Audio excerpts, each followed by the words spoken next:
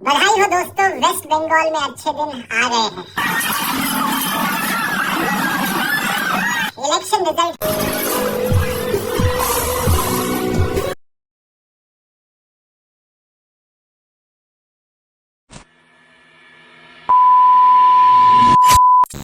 बधाई हो दोस्तों, वेस्ट बंगाल में अच्छे दिन आ गए हैं।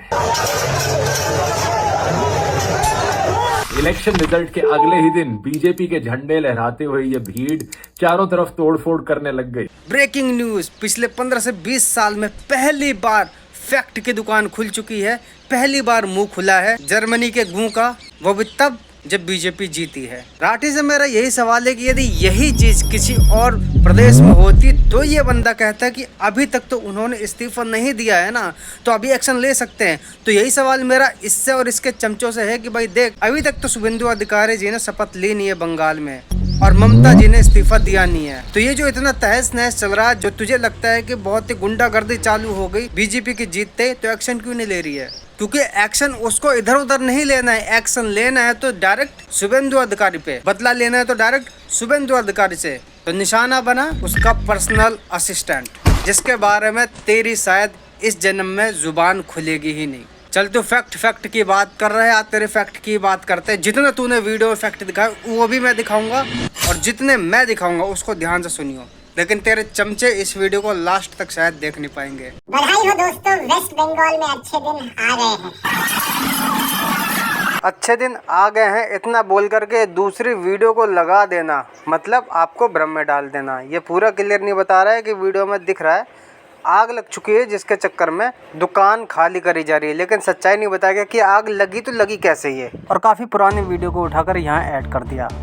आप थोड़ा यहाँ पे पढ़ेंगे ना, मालूम चल जाएगा इस वीडियो की पूरी सच्चाई। इलेक्शन रिजल्ट के अगले ही दिन बीजेपी के झंडे लहराते हुए ये भीड़ चारों तरफ तोड़फोड़ करने लग गई खुशी के मारे।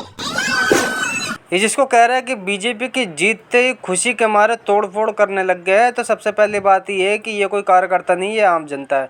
और टीएमसी के राज में कितनी महिलाओं के साथ कितना दुष्कर्म हुआ ये सभी लोग जानते हैं। तो ये तोड़फोड़ क्या पता उन पीड़ितों के द्वारा करी जा रही है और जिस ऑफिस में करी जा रही है, हो सकता है कि वो आरोपी भी इसी ऑफिस में रहते होंगे। मतलब इस वीडियो की एक्चुअल सच्चाई क्या हो सकती है ये भी ये व्यक्ति नहीं बताएगा। कोलकाता के न्यू मार्केट में तो पता नहीं कहां से इनके हाथों में एक बुलडोजर आ गया और इन्होंने यूं ही चारों तरफ दुकानों पर बुलडोजर चलाने शुरू कर दी।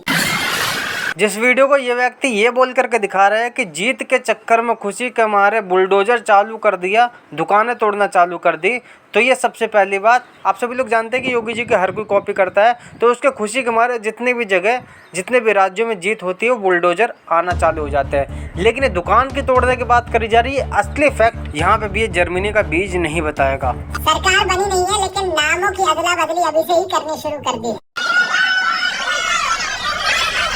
भाई नाम में अदला बदली क्यों ना करी जाए, जब जहाँ पे गलत नाम है, गलत नाम से जाना जा रहा तो वहाँ सही नाम लगाया जाएगा ना। इन संस्कारी सनातनी लोगों ने औरतों की रिस्पेक्ट करनी भी शुरू कर दी है।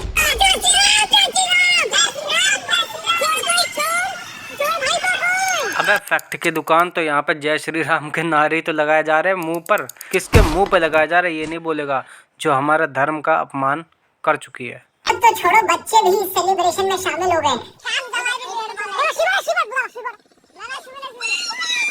भाई ये तो गर्व की बात है ना कि बच्चे इस सेलिब्रेशन में शामिल हो रहे, जय श्री राम के नारे लगा रहे हैं। दिक्कत तो तुम जैसे के है ना, जो राम का अपमान करते हैं। ये सब देखकर हैरान तो नहीं हो रहे ना, क्योंकि एक्चुअली में यही है बीजेपी के अच्छे दिन। प्रणॉय रॉय इतने सालों से इलेक्शंस को कवर कर रहे हैं। उन्होंने बताया कि जितनी नफरतखोर स्पीच उन्होंने इस इलेक्शन में सुनी उतनी जिंदगी में कभी नहीं सुनी। One speech I went to was very senior leader, the most hatred filled speech I have ever heard. भाई यदि काफी सालों से इलेक्शन को कवर कर रहे हैं, तो यदि कुछ ज्यादा ही इन्होंने नफरत भरी चीजें सुन ली तो कैमरा सबके पास होता है, ये तो वैसे ही रिकॉर्डिंग करके बता सकते हैं ना।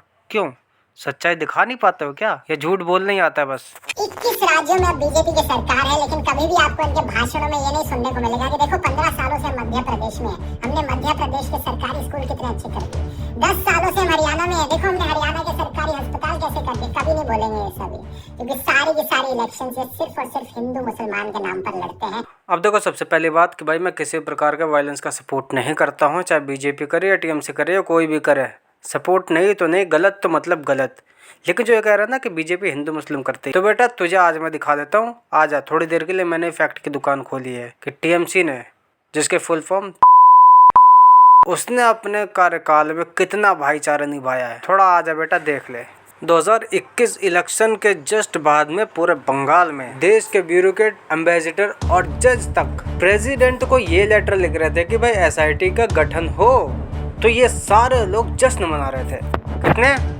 2/3 मेजोरिटी।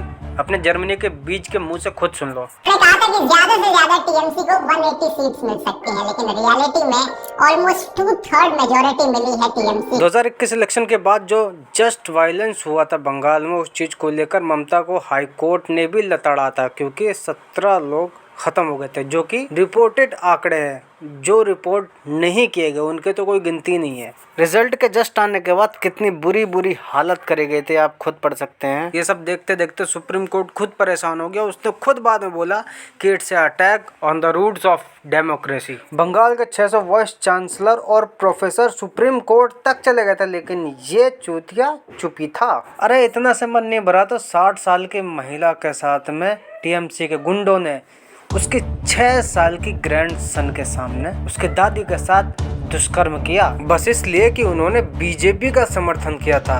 लेकिन ये सुअर का बीज यहाँ भी चुप रहा। इलेक्शन के बाद 300 बीजेपी के कार्यकर्ता इस वायलेंस को देख करके डर के घबरा करके बंगाल छोड़ के चले, लेकिन वहाँ पे इसके लिए डेमोक्रेसी में कोई दिक्कत नहीं थी, सब अच्छा चल रहा था। शहजान शेख, ये चेहरा तो आपको याद होगा ना, ममता का करीबी एमएलए, फुल सपोर्ट था इसको। शायद आप लोग इस चेहरे को भूल गए होंगे, लेकिन वो महिलाएं पूरी ज़िंदगी भर याद रखेंगी जिन महिलाओं की ज़िंदगी इसने जीते जी नर्क से बदतर बना दी है। महिला विभाग जांच करने जाती तो उसको भगा दिया जाता, सीबीआई गठित होने नहीं दी जाती है, जैसे तैसे गठित होती है तो उसको भी जांच नहीं करने दिया जाता है। बीजेपी के अलावा कोई भी इन महिलाओं के बारे में आवाज़ नहीं उठाता है, जबकि ये सभी दलित महिलाएं थीं, जिन दलित के नाम पर लोगों ने पार्टियां बना बना करके घर भर लिए पैसों से। वो लोग तो इस केस में पहले भी चुप थे और आज भी चुप हैं। अब बंगाल से हटके थोड़ा साइड में आ जाते हैं बांग्लादेश में, जिसको ये पहले कहता था कि बांग्लादेश कई पैरामीटर्स में इंडिया को पीछे छोड़ चुका है। बांग्लादेश में रहने वाले लोग ऑन एवरेज इंडियन से ज्यादा खुश। लेकिन अब कल के समय उसी बांग्लादेश में एक गर्भवती महिला के साथ में इतना दुष्कर्म किया लोगों ने, इतना किया कि उसका बच्चा तक बाहर आ गया, और ये उसके बारे में भी कुछ नहीं कहेगा। अबे शर्म कर साले, नर्क में भी जगह नहीं मिलेगी तुझे। ये देख, पढ़ना आता है ना, देख ले।